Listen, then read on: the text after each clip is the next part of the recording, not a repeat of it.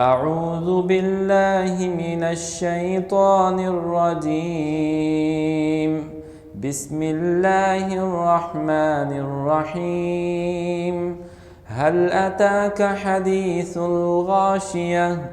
وجوه يومئذ خاشعة عاملة ناصبة تصلى نارا حامية تسقى من عين آنية ليس لهم طعام إلا من ضريع لا يسمن ولا يغني من جوع وجوه يومئذ ناعمة لسعيها راضية في جنة عالية لا تسمع فيها لاغية فيها عين جارية فيها سرر مرفوعة وأكواب موضوعة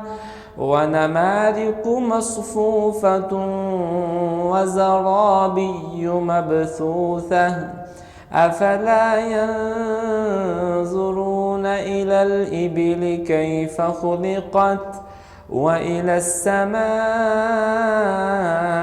كيف رفعت وإلى الجبال كيف نصبت وإلى الأرض كيف سطحت فذكر إنما أنت مذكر لست عليهم بمسيطر إلا من تولى وكفر فيعذبه الله العذاب الأكبر إن إلينا إيابهم ثم إن علينا حسابهم.